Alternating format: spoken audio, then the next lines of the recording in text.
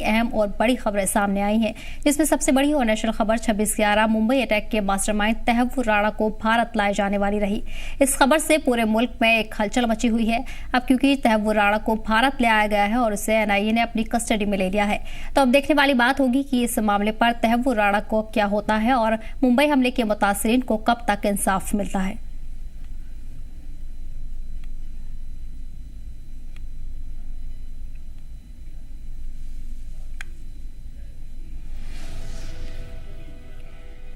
और वहीं इस दौरान आज की दूसरी बड़ी और अहम खबर, जम्मू कश्मीर में एलओसी पर हालिया कशीदगी को कम करने के मकसद हिंदुस्तानी और पाकिस्तानी आर्मी ने आज पुंछ सेक्टर के चक्का दबाग इलाके में फ्लैग मीटिंग की है। इस मीटिंग में दोनों तरफ से सिक्योरिटी के अफसरान ने शिरकत की। इस मीटिंग में सरहदी सिक्योरिटी और सीज फायर की हालिया खिलाफ वर्जी पर गौर किया गया है। मीटिंग का अहम एजेंडा सीज फायर की खिलाफ वर्जी और दरअंदाजी की कोशिशों को रोकना है। सरहद पर नए सिरे से दुश्मनी के बढ़ते मामलों के बीच इस फ्लैग मीटिंग को 2021 में दोनों ममालिक के बीच हुए सीज फायर समझौते को बनाए रखने की ओर अहम कदम के तौर पर देखा जा रहा है। अब देखना यह होगा कि इस फ्लैग मीटिंग से कितना फायदा होगा और सरहद पर अमन किस हद तक कायम हो सकता है।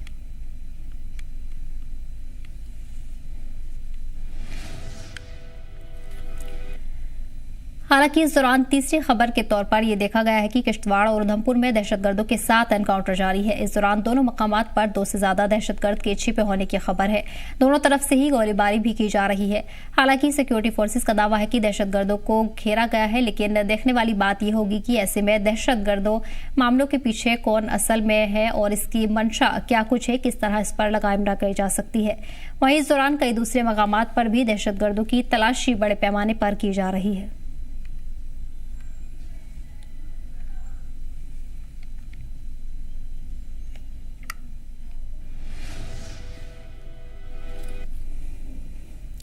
इस दौरान चौथी बड़ी खबर यह भी है कि जम्मू कश्मीर पुलिस की तरफ से बैंड ऑर्गेनाइजेशन के मामले में श्रीनगर, बारामूला और पुलवामा में कई जगहों पर छापेमारी की गई है। जानकारी के मुताबिक तहरीक-ए-हुर्रियत तंजीम से जुड़े लोगों के ठिकानों पर यह कार्रवाई की गई है। गैर कानूनी एक्टिविटीज से जुड़े नेटवर्क को खत्म करने के लिए छापेमारी की गई। ऑपरेशन के दौरान कई काबिल एतराज सामान जब्त किए गए, जिनके आगे की सुराग के लिए जांच की जा रही है। आवाम से एहतियात बरतने और किसी भी मुश्तबा एक्टिविटी की जानकारी देकर एजेंसियों के साथ मदद करने की अपील की गई है। बता दें कि इससे पहले भी कई जिलों में पुलिस के जरिए इस तरह की कार्रवाई को अंजाम दिया गया है। आइए इन मामलात पर आपको बताते हैं कि तफसीली से क्या कुछ जानकारी हासिल की गई है।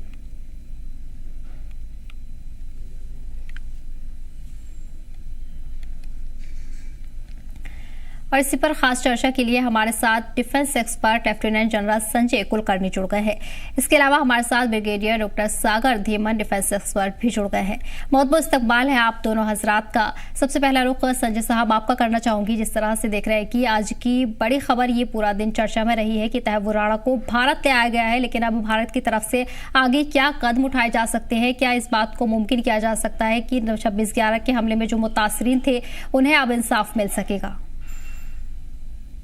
बिल्कुल, इसमें कोई शक नहीं कि इंसाफ मिलेगा, क्योंकि तैयब राणा जो हैं वो जब अब भारत लाए गए हैं, एनआईए की कस्टडी में हैं, तो अब साफ पता चल जाएगा कि पुराने पाकिस्तानी अफसर है, कप्तान रहे हैं, पाकिस्तान की फौज के अंदर डॉक्टर रहे हैं, और डेविड हेडली जो उनकी क्लासमेट था, उनके साथ स्कूल में पढ़ता था, वो जो है उसने साफ कहा है कि राणा ने उनकी मदद की, लॉजिस्टिक सपोर्ट दिया, फाइनेंशियल सपोर्ट दिया, जिसके कारण वो 5-6 बार हिंदुस्तान में आए, पूरा रेकी किया, और उसके बाद जो घटना घटी 26/11 की, उसके बाद घटी और 12 जगह पे जिस प्रकार से किया, तो ये साफ दर्शाता है।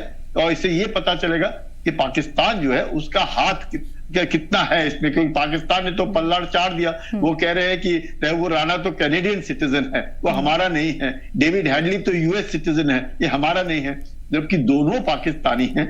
और डेविड हेडली का तो असली नाम क्या है? दाऊद गिलानी। और दाऊद गिलानी डेविड हेडली का नाम है। उसकी माँ जो है वो अमेरिकन है, इसलिए उसका जो रंग है वो गोरा है, आंखें नीली हैं, तो समझते हैं सब कि ये अमेरिकन ही होगा। उस तरीके से वो अपना काम करता रहा, गलत वीजा, गलत सब कुछ करता हुआ, और भारत में भी नहीं पकड़ा गया, क्योंकि भारत में भी नहीं पता चला पासपोर्ट के द्वारा ये पाकिस्तानी बॉर्न है या पाकिस्तानी है। पर आपको आश्चर्य होगा कि ये जो डेविड हेडली है, इसका जो भाई है, इसका नाम है डैनियल गिलानी।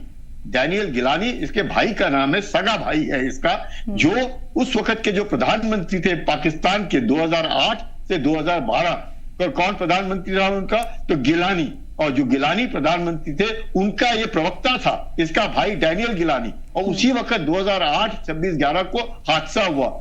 उसी वक्त अपना होम सेक्रेटरी साहब जो थे वो पाकिस्तान में थे और वहां पे वो बातचीत, और अगले दिन उनसे मिलना था 27 तारीख को, तो बोले जी हमारे मिनिस्टर जो है बहुत बिजी हैं, बाद में मिलेंगे।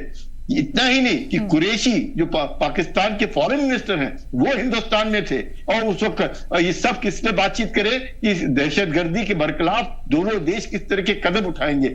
कदम क्या उठाएंगे तो आप समझ सकते हैं कि राणा और ये अपना डेविड हैडली और आईएसआई, अल-कायदा, हाफिज सईद, ये सब मिलकर के एक साजिश रच रहे हैं जिसमें 170 लोगों की मौत हुई, 12 जगह पे इन्होंने घटनाएं की, और कितने लोग मारे, 170 लोग मारे गए, उसमें से कसब क्योंकि जिंदा बचा। इसके कारण से ये सबका पर्दाफाश हुआ। ये लोग थे, वहां से मेजर जो कश्मीरी है, ये साजिद मीर है, इन्होंने किस तरीके से मदद की, कहां पे रहे, कहां किसने खाना खिलाया, किसने दिए पैसे, $25,000 कौन दे रहा था, कहां से क्या आया, कौन फैसिलिटेशन कर रहा था, किसका दफ्तर शिकागो में है, किसका दफ्तर कहां, ये सब बात। और एनआईए को इससे बात करने का मौका मिला डेविड हैडली से 2010 के आसपास, और उसके बाद ये घटना से साफ हो गई क्योंकि डेविड हैडली ने माना कि राणा जो है उसकी मदद करता था, और राणा और वो एक स्कूल में एक ही साथ पढ़ते थे पाकिस्तान में, और इसके कारण इसे पूरी जो घटना को जो पर्दाफाश अब होगा। अब राणा जो है पिछले 20 साल से लगातार जिस प्रकार से अपने आप को कैनेडियन सिटीजन बोल करके रह रहा है, और पाकिस्तान ने परला झाड़ दिया कि ये तो हमारा नहीं है, ये तो कैनेडियन नागरिक है, तो ये इससे पता चल जाएगा कि बंबई में रहा, किसके साथ रहा, आईएसआई का कौन थे जो इसको इतने हजारों डॉलर दे रहे थे हिंदुस्तान के अंदर इस तरह की घटना को इल्जाम देने के लिए। तो आप समझ सकते हैं कि ये जितना पर्दाफाश अब होगा, अब साफ हो जाएगा ये पाकिस्तान जो है वो आतंक का एक सौदागर है, और आतंक जो पूरे विश्व भर में फैल रहा है। यही कारण है कि प्रेसिडेंट ट्रंप ने, जब मोदी जी वहां थे तो उन्होंने क्या कहा, ये एक आपका ऐसा आदमी जिसके कारण पूरे विश्व भर में आतंक फैल रहा है, हम आपको दे रहे हैं। नहीं तो वो कभी नहीं सौंपते, डेविड हैडली को नहीं सौंपा, डेविड हैडली तो डबल एजेंट था, उसको नहीं सौंपा इन्होंने, पर राणा को सौंप दिया क्योंकि वो जानते थे कि राणा ने ही इस तरह का पूरा जो पर्दाफाश अब होगा। अब मुझे लगता है एनआईए जो है अब पूरा इन्वेस्टिगेशन करेगी और सबको पता चल जाएगा कि किसका हाथ है और किसने क्या किया है। सागर साहब, आप किस तरह इस कदम को देख रहे हैं? कहीं ना कहीं उन लोगों में खुशी बनी हुई है बड़ी तादाद में कि अब इंसाफ मिलेगा और इंसाफ की जो लड़ाई थी वो भी पूरी होगी। और जिस तरह सागर संजीत साहब की तरफ से कहा गया है कि अमेरिका ने खुद अपनी मर्जी से सौंपा है और ये भारत के लिए अहम कदम हो सकता है।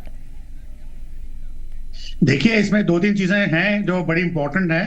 फर्स्ट ऑफ ऑल, जो 166 लोग जो मारे गए थे इस हमले में, उनके लिए तो एक न्याय मिलेगा ही मिलेगा, परंतु आपको ये पता होना चाहिए कि आज तक जितनी भी हमारी हमने वारदातें हुई हैं और हमने उनके सबूत पाकिस्तान को सौंपे हैं, उसमें जो एविडेंस था वो बेसिकली मिलिटेंट्स का था, जो ऑर्गेनाइजेशंस पाकिस्तान से ऑपरेट करती थी।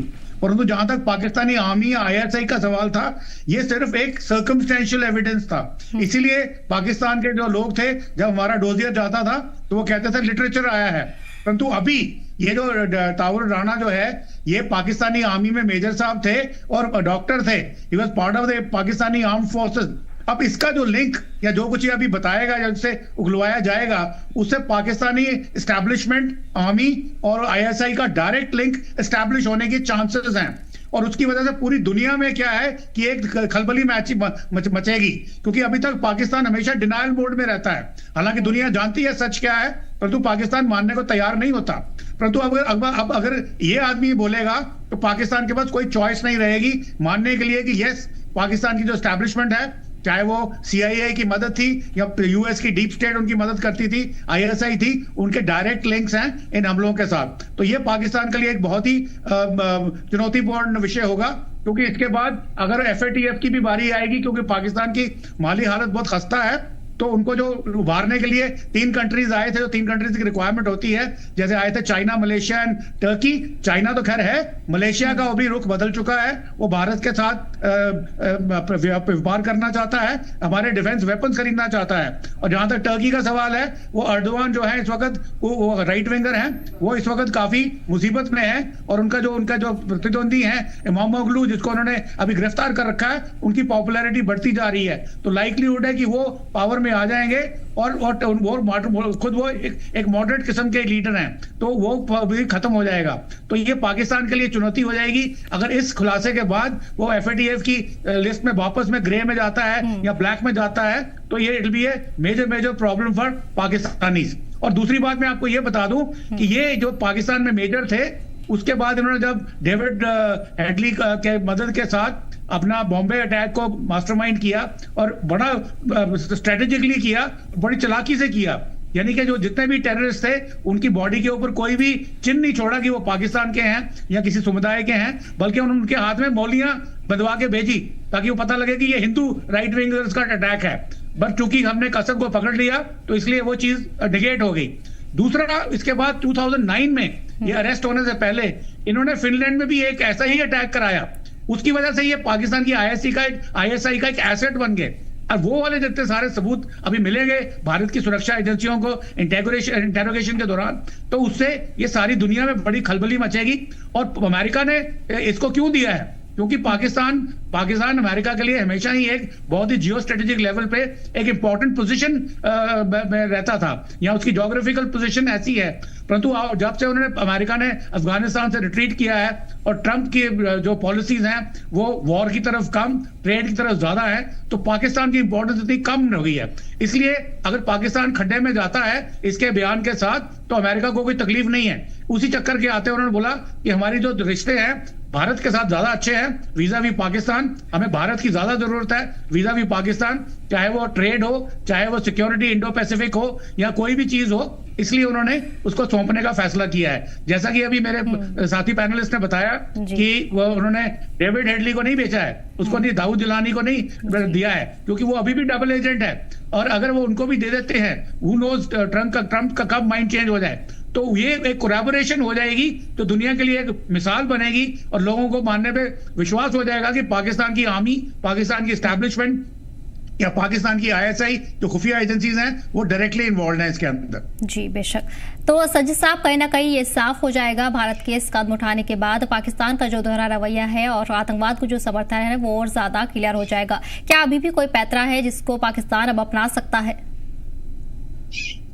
अब मुश्किल है, क्योंकि पाकिस्तान ने तो अपना पलड़ा झाड़ी लिया है। पाकिस्तान हमेशा डिनायल मोड में रहा है। पाकिस्तान का मकसद है to bleed India with 1000 cut. हमने 1000 साल लड़ाई लड़ती रहने हैं हिंदुस्तान के साथ, पलड़ा झाड़ दिया क्योंकि ये तो हमारा आदमी नहीं है। ऐसे कसब में भी हम लोगों ने कितने उनको प्रूफ दिए, आज तक पाकिस्तान ने ना इसके लिए माफी भी मांगी कि हाँ हमसे गलती हुई, आपके यहाँ पे इतने 170 के आसपास लोग मारे गए, बहुत दुख होता है इससे। बाकी तकरीबन 34 के आसपास फॉरेनर्स थे, बहुत दुख। कुछ नहीं, कोई दुख नहीं, कोई कुछ नहीं, बल्कि साफ शब्दों में उन्होंने ये कहा कि ये तो हमारा आदमी नहीं है, ये कनाडा का आदमी है। पिछले 20 साल से इसने अपना पासपोर्ट तक रिन्यू नहीं कराया है, तो हमें कोई लेना देना नहीं। और खासकर पाकिस्तान में जो कैनेडियन नागरिक होते हैं उनको ड्यूअल सिटीजनशिप नहीं देते हैं, वो यानी पाकिस्तान और कैनेडियन नहीं हो सकता है वो, तो उसका पूरा फायदा उठाया। तो पाकिस्तान की चाल, जैसे मैंने आपको कहा कि डेविड हेडली का जो भाई है जिसका नाम डैनियल गिलानी है, वो प्रधानमंत्री गिलानी का खास स्पोक्स पर्सन है। और उतना ही नहीं, उसके बाद वो कहा गया तो बीजिंग गया, और बीजिंग में वो स्पोक्स पर्सन किसका है? पाकिस्तान का है। और कब हादसा ये सब हो रहा है? 2008 में हादसा हुआ, 2005 से ये लगातार कर रहे थे। जब मैं एनडीसी कर रहा था तब ये हादसे हो रहे थे उधर, और जिस प्रकार से एनडीसी के वो अपना रेकी और सर्वेलेंस करने का, तो ये जो हादसे हैं, जिस तरह के इनका मास्टरमाइंड है, जिस तरह से लोगों को इस्तेमाल किया है, पैसा आ रहा है, ट्रेनिंग हो रही है, लॉजिस्टिक मिल रहा है, ये साफ दर्शाता है। इसलिए अब आप ये देखिएगा जो बेचारे मारे गए हैं उनमें से कई लोग जो अभी इंटरव्यू देते हैं मीडिया के ऊपर, सब बिल्कुल सीधे साधे आदमी, उनको कुछ मालूम ही नहीं है कि उनके साथ क्या हुआ, और उनके सारे के घर के परिवार के लोग मारे गए। तो हर कोई ये सोचता है कि भाई कम से कम जिसने इसको आखिर में जिसके कारण ये पूरा हादसा हुआ, कम से कम उसको सजा मिलेगी। उम्मीद करते हैं कि पाकिस्तान वैसे ही उसकी माड़ी हालत है, दिक्कत है उसको, कम से कम। और आज पाकिस्तान कहता है हम ही आतंक के एक they are victims of terrorism. Victim नहीं है, जैसे वो उसने बीज बोया वैसे वो उसको परेशानी होगी, क्योंकि पाकिस्तान ही है। क्लिंटन ने क्या कहा, अगर आप सांप पालेंगे और ये सोच करके पालेंगे कि आपके पिछवाड़े में सिर्फ आपके नेबर को ही काटेगा, गलत है, या आपको भी काटेगा। वही हालत अब पाकिस्तान की है। या पाकिस्तान आज आतंक का शिकार नहीं, आतंक का वो सौदागर है, अब शिकार बनने के बता रहा है कि हम शिकार बन गए हैं आतंक के। बिल्कुल सागर साहब, इसके साथ साथ जम्मू कश्मीर के हालात भी आप देख रहे हैं, पिछले वक्त से दहशतगर्दी बढ़ती नजर आ रही है और इसके पीछे भी साफ तौर पर पाकिस्तान का हाथ है। कहीं ना कहीं लगातार जो हमले हो रहे हैं और घुसपैठ की कोशिश है लगातार जारी है। और आज ही पुंछ में मीटिंग की गई है, फ्लैग मीटिंग की गई है पाकिस्तानी और हिंदुस्तानी फौज के बीच। क्या आपको लग रहा है इससे कोई फायदा होगा, तब्दीलियां इससे हमें देखने को मिलेंगी? इसके पहले कि मैं आपको जम्मू कश्मीर की बात का जवाब दूं, मैं एक पॉइंट ऐड करना चाहता हूं। देखिए, पाकिस्तान के पास अभी भी एक विकल्प बाकी है, और जहां तक मेरा मानना है कि इस वक्त पाकिस्तान की एस्टैब्लिशमेंट में हाईएस्ट लेवल पे बहुत जबरदस्त सरगर्मियां चल रही होंगी कि किसी तरीके से तवस्सुर राना को किसी तरीके से एलिमिनेट किया जाए, इसको एलिमिनेट किया जाए, असैसिनेट किया जाए, ताकि ये भारतीय सिक्योरिटी फोर्सेस के सामने बोल ना पाए। अगर आपको याद हो, ऐसी ही कोशिश की गई थी अजमल कसाब के बारे में भी, और अजमल कसाब को जिंदा रखने के लिए, ताकि उसका पूरा ब्यौरा ले सके, उसको ट्रायल पे कर सके, 4 करोड़ का एक सेल बनाया गया था उसकी प्रोटेक्शन के लिए। तो ऐसा ही चीज इसके बारे में भी की जाएगी, क्योंकि अभी सुरक्षा एजेंसीज के पास पुराना एक्सपीरियंस है अजमल कसाब का या इवन दूसरे लोगों का भी। तो पूरी कोशिश करेंगे कि 100% के किसी तरीके से भी इसकी प्रोटेक्शन में कोई भी चीज जेपरडाइज ना हो, किसी भी तरीके से पाकिस्तान की एस्टैब्लिशमेंट सक्सेसफुल ना हो कि इसको कहीं पे कस्टडी में या कहीं मूवमेंट के दौरान या कहीं सुनवाई के दौरान इसको एलिमिनेट कर दिया जाएगा। इसका मतलब यह हुआ कि हो सकता है सुनवाई जो है वो ऑनलाइन भी हो सकती है, किसी अनडिस्क्लोज्ड लोकेशन में, या इवन अगर तिहाड़ जेल की बात की जा रही है तो उसके अंदर भी कोई ऐसी जगह हो जो किसी को भी एक्सेसिबल ना हो। तो इस किस्म के प्रिकॉशंस पक्के लिए जाएंगे। लेकिन अब तो काफी बदलाव आ चुके हैं, सिक्योरिटी भी जितना बताया जा रहा है बहुत सख्त सिक्योरिटी रखी गई है और एनआईए की कस्टडी में है, तो इस तरह का तो कोई वाकया पेश आना नहीं चाहिए। मैंने अभी इंडियन कस्टडी में जब इंडियन सॉइल पे वो लैंड करता है तो भारत की एस्टैब्लिशमेंट ने पूरे प्रिकॉशन लिए होंगे। अभी बात करते हैं जे.एंड.के स्टेट की। जे.एंड.के स्टेट में देखिए क्या हो रहा है कि पहले जो हमारा इंसर्जेंसी लेवल था, हमारी सक्सेसेस थी करीबन 40 से 50%। जब 370 हटा, जो यूनिफाइड हेडक्वार्टर्स फंक्शन करने लगा directly under the command of MHA, उसके बाद हमारी सिक्योरिटी फोर्सेस की सक्सेसेस स्काई रॉकेटेड और अभी 80-85% तक आ गई हैं। और जबकि वैली के अंदर शिकंजा पूरा कस दिया गया तो इन्होंने अपनी स्ट्रैटेजी शिफ्ट करी रजौरी पुंछ की तरफ। फिर वहां पे भी जब कस दिया गया तो इन्होंने शिफ्ट किया भी जम्मू की तरफ। अब जम्मू क्या है, ये पीसफुल इलाका था, और चूंकि पीसफुल था और यहाँ पे जितने भी गुजर बकरवालों के माइग्रेशन रूट्स थे वो यूज करते थे टेररिस्ट एज इन्फिल्ट्रेशन रूट्स, तो वहां पे उसके ज्योग्राफी जो थी it used to lend them, तो यहाँ पे सिर्फ अपने लॉजिस्टिक्स लेके ट्रांजिट करते थे towards Bhadrawah, Gandoh valley and towards Thathri, Kishtwar, Sinthan valley and तराग।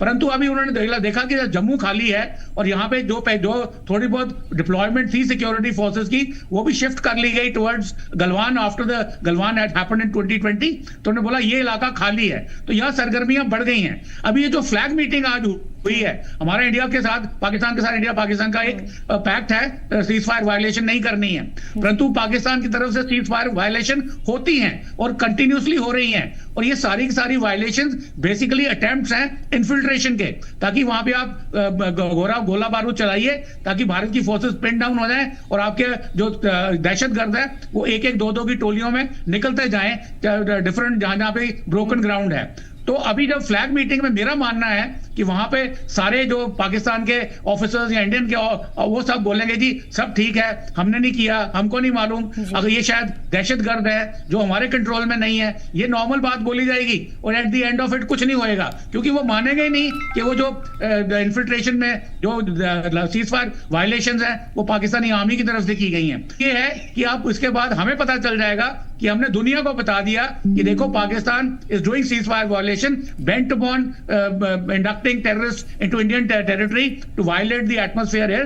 तो ये किस्म का मैसेज आएगा, इतना ही इस मीटिंग का फायदा है। और जहां तक जम्मू कश्मीर की जो ऑपरेशन की बात चल रही है, मैं आपको बता दूं ये कंटिन्यूस कम से कम 23 मार्च से ये कंटिन्यूस चल रहा है ऑपरेशन। और जितनी भी ये height eastern side of Jammu Samba Kathua के towards Bhaderwah Chamba and Udhampur से मान लो ये अपना ठाठरी किश्तवाड़ की तरफ से, तो यहाँ पे छुट दो चार टेररिस्ट हियर एंड देयर मिलते हैं और घटनाएं हो रही हैं। और यहाँ पे ऑपरेशन ऑल आउट जो है वो लॉन्च कर दिया गया है। और ये जो 23 के पहले की मैं बात कर रहा हूं, ये एक कोई हमारे लिए सरप्राइज नहीं था। हमने देखा कि 9 मार्च को होम सेक्रेटरी जम्मू में आके मीटिंग करते हैं, एक इमरजेंसी मीटिंग होती है।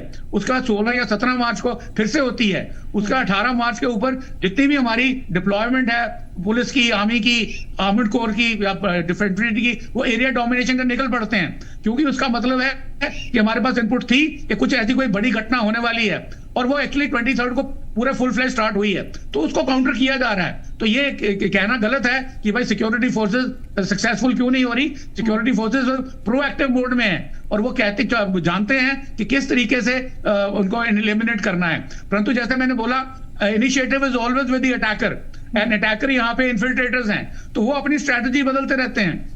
और अभी जो प्रेजेंट लॉट चल रहा है, इनका जो हमने टैक्टिक्स देखा है, इनका ऑपरेशन का तरीका देखा है, इनके जो वेपन्स देखे हैं, इनका जो कम्युनिकेशन इक्विपमेंट देखा है, इनकी जो स्ट्रैटेजी देखी है, और किस किस तरीके से ये गुजर बकल वालों को जो बड़े बड़े हाइट्स के ऊपर छोटे छोटे गांव हैं और एक दो घरों के बीच का फासला 100-200 मीटर, 300 मीटर, 400 मीटर दूर है, जो आपस में एक दूसरे के साथ कोऑर्डिनेट नहीं कर सकते, उनको कैसे कोर्स करके वहां से उनसे लॉजिस्टिक सपोर्ट लेकर के ये आगे चलते हैं। तो और पूरी की पूरी रेकी के साथ चलते हैं। इनको पता है आर्मी कहां है, पुलिस कहां है, तो ये सब देखने के बाद ही वो ऑपरेट कर रहे हैं। तो दैट मींस ये बहुत हाईली ट्रेन्ड लोग हैं। अगर ये पाकिस्तान के एसएसजी कमांडो पर से नहीं है, तो कम से कम कमांडोज के द्वारा ये टीम्स लीड की जा रही हैं after giving due intensive training to them. तो इसलिए एक बड़ी खतरे की बात है, दहशतगर्दी है अमंगस्ट सिविलियन पॉपुलेशन। मगर जो सिक्योरिटी फोर्सेस हैं, इस वक्त डीजीपी साहब इसको ऑपरेशन को कंट्रोल कर रहे हैं, जो कि एक एक्सपीरियंस्ड हैं कोबरा फोर्स के। आंध्र प्रदेश में इन्होंने नक्सलवाद को जड़ से खत्म किया था, तो he knows what is to be done. तो ही नोज कि जो पुलिस रिफॉर्म्स करनी है, he knows everything. I am sure it's a matter of days जब सब खत्म हो जाएगा। और दूसरा, भारत सरकार की तरफ से भी डिसीजन लिए जा चुके हैं कि जो फोर्सेस यहां से हटाई गई थी उनको वापस लाने की पूरी कोशिश कि उसकी प्रक्रिया जारी है और उसमें थोड़ा टाइम लगेगा। तो it's a matter of time, Jammu में भी मिलिटेंसी बिल्कुल टोटली खत्म हो जाएगी। और अगर हम यहाँ पे कोई ऐसा तरीका बनाते हैं कि जो लोकल पॉपुलेशन है वो भी इसमें भागीदारी करे, क्योंकि आर्मी का जो मिलिट्री सोल्यूशन है वो एक लिमिट तक जा सकता है। अल्टीमेटली आतंकवाद को खत्म करने के लिए हमें पूरी लोकल सपोर्ट चाहिए, कोई सिस्टम चाहिए जहां पे लोकल जब टेररिस्ट को स्पॉट करते हैं तो उसको एक्शनेबल इंटेलिजेंस दे रियल टाइम में। वो कोई ऐप हो सकती है, वो कोई कम्युनिकेशन सिस्टम हो सकता है, कोई और भी तरीका हो सकता है जो गवर्नमेंट को इवॉल्व करना पड़ेगा या सिक्योरिटी फोर्सेज को इवॉल्व करना पड़ेगा कि वो नंबरदार जो यहाँ पे चौकीदार की ऑर्गेनाइजेशन है या विलेज डिफेंस गार्ड की ऑर्गेनाइजेशन है, इन सबको प्लेस में डाल के we can have a permanent peace please only with the full support of the citizens of the country. Sanjay Kulkarni ji, जिस तरह देखा जा रहा है कि पाकिस्तान की तरफ से खिलाफ वर्जी लगातार की जाती है सीज फायर की, और उसके बाद ये मीटिंग मुनाकिद की जाती है, हालांकि इनसे भी कोई फायदा नहीं होता। आज भी इसी तरह की मीटिंग मुनाकिद की गई है। तमाम वो दहशतगर्द जानते हैं किस तरह घुसपैठ करनी है, किस तरह हम लोग को अंजाम देना है, और कई तब्दीलियां भारत की तरफ से की जा रही हैं। अमित शाह भी कई बार दौरा कर चुके हैं, कई मीटिंग्स वो कर चुके हैं, लेकिन कहाँ कमी रह जाती है? आपको अभी बताया बाजवा साहब ने पूरे डिटेल में, बाबा साहब ने। ये क्या है, ये जब भी इस तरह के होते हैं, 2021 फरवरी 2021 से सीज फायर है, एंड 2003 से सीज फायर है सियाचिन के ऊपर। तो सियाचिन का जो सीज फायर है वो होल्ड करता है, अभी तक कुछ नहीं हुआ है 2003 के बाद। जहां तक कि ये 2021 में जो सीज फायर हुआ है ये भी अभी तक होल्ड कर रहा था। लेकिन जो पहला हादसा हुआ 13 फरवरी को, जिसमें भारत के कप्तान साहब और 2 सिपाही मारे गए, क्योंकि आईडी जो है उन्होंने एक्टिवेट किए हमारी तरफ। तो उसके बाद फिर 1 अप्रैल को कुछ इस तरह की घटना हुई जिसमें उधर जो है ब्लास्ट हुए। तो लगातार फिर उसके बाद गोलियां चलते रहे। तो डीजीएमओ जो होते हैं दोनों यकीन करना चाहते हैं कि इस तरह की घटना ना घटे। अभी क्या है, पाकिस्तान बैकफुट पर है। पाकिस्तान अफगानिस्तान के बरखिलाफ भी लड़ने की कोशिश कर रहा है, उधर बलूचिस्तान में उसको परेशानी है और उधर खैबर पख्तूनख्वा में उसको परेशानी है। तो पाकिस्तान खुद ही चाहता है कि किसी प्रकार से यहाँ पे ना हो। लेकिन जैसे हम लोग नॉन स्टेट एक्टर्स बोलते हैं, कोई नॉन स्टेट एक्टर नहीं, ये सब स्टेट एक्टर्स ही हैं। ये इनको अभी धकेलने की कोशिश करते हैं। चाहे फिर लोगों को लगता है कि चलो ये मुस्लिम एरिया नहीं है, ये हिंदू एरिया, इधर से हम इनको कोशिश करते हैं। यहाँ पे ऐसे इसमें जब आतंक होता है, ना हिंदू है ना मुसलमान है, ये सब कहीं ना कहीं OGW जो है इनको खरीद लिया जाता है और पैसे के कारण से कहीं ना कहीं कोई इंफॉर्मेशन, कहीं ना कहीं लॉजिस्टिक सपोर्ट, कुछ ना कुछ, जैसे इलाका जो किश्तवाड़ का है, भदरवा का है, डोडा का है, उधमपुर का है, ये पूरा आप इस तरफ है सांबा, ये पूरा इतना जबरदस्त जंगलात है इस इलाके में कि आपको बहुत मुश्किल होगा पता करने में। अब अगर विजयपुर का इलाका है तो सरकंडे होंगे, इतने बड़े बड़े सरकंडे कि आप कहीं से भी निकल करके कोशिश करते हैं। एक दफा सरकंडा पार कर लिया आपने, IB पार कर लिया, आप सीधा नेशनल हाईवे पे आ जाते हैं सांबा के पास। तो उधर हुआ भदरवा के, तो ये जो इलाका भी है बहुत कठिन इलाका है, इसमें कोई शक नहीं है। लेकिन उसके बावजूद भी जब तक, जैसे बिल्कुल ठीक कहा साहब ने, लोकल सपोर्ट बहुत जरूरी है। अगर आपके पास लोकल सपोर्ट है तो आपको इंटेलिजेंस मिलते रहेंगे। आफ्टर ऑल लिमिटेशंस है इंटेलिजेंस के, बहुत है, हमारे पास भी बहुत तरह तरह के आले हैं, तरह तरह की हमारे पास वी कैन गैदर इंफॉर्मेशन। लेकिन उसके बावजूद भी जब लोग अगर आपके साथ है तो यकीन मानिएगा सवाल नहीं पैदा होता ये वहां पे कोई पक्षी भी आ जाए। अगर लोग आपके साथ नहीं है, उनमें से कई एक ऐसे लोग हैं जो OGW का काम करते हैं, किसी भी कारण से करते हैं, तो तकलीफ होती है। तो उससे बचने के लिए हम लोग हर बार बोलते हैं विनिंग दी हार्ट्स और माइंड्स, यानी कि वैम बोलते हैं इसको। तरह तरह के हम लोग कुछ ना कुछ करते रहते हैं जिससे लोगों का हम दिल जीते उनका और यकीन करें कि ऐसा कोई हादसे ना हो। तो बहुत कुछ कम हुआ है, इसमें कोई शक नहीं। मैं कहूंगा तकरीबन 90% में खामी आई है इसमें। लेकिन उसका मतलब ये नहीं कि हम ढीले पड़ जाए, हमें सतर्क रहना पड़ता है, हमें बार बार प्रोएक्टिव रहना पड़ता है। मौसम है, बारिश का मौसम शुरू हो जाएगा, उससे पहले ये थोड़ा सा वक्त होता है, इसलिए फिर वो इन्फिल्ट्रेट करने की कोशिश करते हैं, ड्रोन्स का इस्तेमाल करते हैं, हथियार का ड्रॉपिंग करने पे, ड्रग्स ड्रॉपिंग, मतलब तरह तरह की चीजें होती रहती है। इसके ऊपर हम लोगों को थोड़ा सतर्क रहना होता है और प्रूफ के साथ उनके DGMO को हम लोग बताते हैं ये आप जो बोल रहे हैं झूठ बोल रहे हैं, आपने ये किया है। फिर वो काउंटर करते हैं, नहीं आप लोगों ने ये किया। तो एलिगेशन एंड काउंटर एलिगेशन। तो जरूर मैं कहूंगा कि आज की तारीख में पाकिस्तान बैकफुट पर है और पाकिस्तान की गलती है। दोनों सीजफायर वायलेशन जो 13 फरवरी का है और ये 1 अप्रैल का है, दोनों में, और इसलिए सेकेंड फ्लैग मीटिंग हुई है उधर और वहीं पर होती है ये flag meeting brigade commander level पर। तो ये brigade commander level of course in the direction of the DGMO। लेकिन ये सब जो कुछ भी उधर हो रहा है यकीन हम कर सकते हैं, सोच सकते हैं, होप कर सकते हैं कि इस तरह के हादसे नहीं होंगे, क्योंकि उसमें नुकसान अब पाकिस्तान का होगा, हिंदुस्तान का नुकसान होगा पर इतना नहीं होगा जितना पाकिस्तान को होगा। क्योंकि पूरे विश्व भर में सबको पता चल गया कि पाकिस्तान जो है वही आतंक का सौदागर है। सारे जो इतना भी आतंकी घटनाएं पूरे विश्व भर में हो रही हैं उसका सारा कहीं ना कहीं लिंक आप देख सकते हैं। डेविड हैडले पाकिस्तानी है पर चाहे अमेरिकन सिटीजन है, और देखिए तैमूर राना पाकिस्तानी है तो कैनेडियन सिटीजन है। वैसे आपने देखा कि ओसामा बिन लादेन ने 9/11 अमेरिका में हमला किया, कहां मारा गया? पाकिस्तान में मारा गया। पाकिस्तान मिलिट्री अकेडमी में 1 किलोमीटर के दायरे पे उसको पाल रहे थे। तो आप समझ सकते हैं कि सब कोई जानता है, लेकिन पाकिस्तान इस्तेमाल करना चाहता है just because of his geopolitical location. तो कोई नहीं, थोड़े दिन की बात है, पाकिस्तान समझ जाएगा। और पाकिस्तान को भी अब समझाने वाले कुछ पाकिस्तानी ही हैं जो उनको भी अब ठिकाने लगा रहे हैं बताने के लिए उनके एस्टैब्लिशमेंट में, और खासकर उनकी आर्मी को। वो एक ही ऐसा पूरा विश्व में एक ही ऐसी फौज है जिसका पूरा देश है। बाकियों की फौज तो देश की फौज होती है, पर यह ऐसी फौज है जिसका पूरा देश है। तो ऐसे इसमें उम्मीद करते हैं कि पाकिस्तान को थोड़ी बहुत अगर अकल आ जाएगी तो इस तरह के हादसे कम होंगे। लेकिन ये इस तरह के वायलेशन करने में मुझे लगता है कई बार कि किसी का भी जोर नहीं है, वो जो जिसके मन में आता है पाकिस्तान में वो अपने मन से करता रहता है और फिर उसका ही नुकसान होता है। जैसे अभी 2 अप्रैल का जो सीजफायर वायलेशन हुआ उसमें पाकिस्तान का बहुत ज्यादा नुकसान हुआ। ठीक है संजय कुलकर्णी साहब, बहुत बहुत शुक्रिया आपका हमारे साथ जुड़ने के लिए और अपना कीमती वक्त देने के लिए। सागर साहब का रुख करेंगे। सागर साहब, जिस तरह ये भी अहम खबर है जम्मू कश्मीर से कि कई बैंड ऑर्गेनाइजेशंस के यहाँ पर छापेमारी की गई है, उससे जुड़ी जगहों पर छापेमारी की गई है और मरकज का ये बेहद ही अच्छा कदम रहा कि कई ऑर्गेनाइजेशन पर बैंड लगा दिया गया, इस्लामिक ऑर्गेनाइजेशन और कई सारे संगठन ऐसे रहे। ये कदम कितना फायदेमंद साबित होगा और किससे कितनी बड़ी तब्दीली जो है वो देखने को मिलेगी, क्योंकि इससे भी कहीं ना कहीं दहशतगर्दी को बड़े पैमाने पर फायदा पहुंच रहा था। देखिए, ये आपने बहुत अच्छी बात करी है। स्पेशली मैं बात करूंगा जब 370 हटा है, उसके बाद से जब ये यूनिफाइड हेडक्वार्टर फंक्शन किया है, तो जो सिक्योरिटी फोर्सेस की जो सक्सेस है श्रीनगर के अंदर, उसमें जो एनकाउंटर्स के अलावा जो इन्होंने प्रॉपर्टीज सीज करी हैं, लोगों को दबोचा है, ओवरग्राउंड वर्कर्स को पकड़ा है, उनको ब्लैकलिस्ट किया है, ये इसमें इसका एक बहुत बड़ा हाथ है। और क्योंकि जो हम बोलते हैं कि श्रीनगर में इंसर्जेंसी बहुत कम कर दी है, बहुत ही कम हो गई है, वो उसका बड़ा रीजन यही है।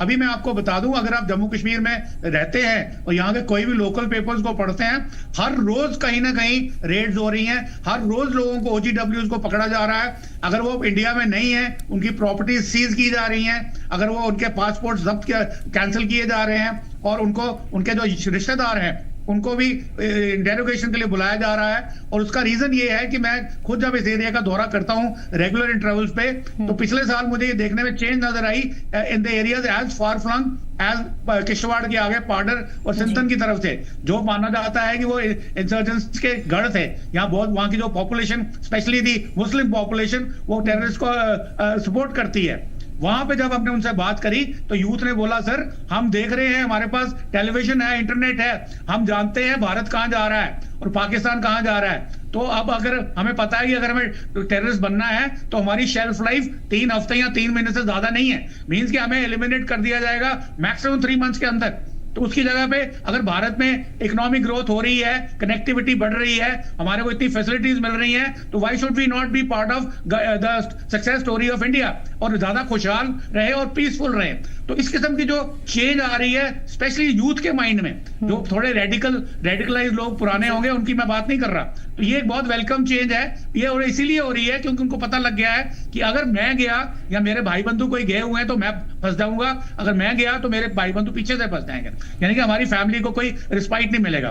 फिर कुछ ऑर्गेनाइजेशन अभी पिछले 2 हफ्ते पहले बैन की गई हैं, including one of the organization led by the Mirwaiz, यानी कि किसी को भी बख्शा नहीं जा रहा। मीरवाइज एक बहुत बड़ी अपॉइंटमेंट होती है रिलीजियस लेवल पे श्रीनगर के अंदर, और उसने भी एक संस्था चलाई थी, उसको भी बैन कर दिया गया है। तो काफी प्रोटेस्ट भी उन्होंने किया, जी आपने हमें क्यों बैन किया है। तो उनको बताया गया कि आप ओवरटली आप ये करते हैं बट अंदर से आप ये हैं, इसलिए आपको किया गया।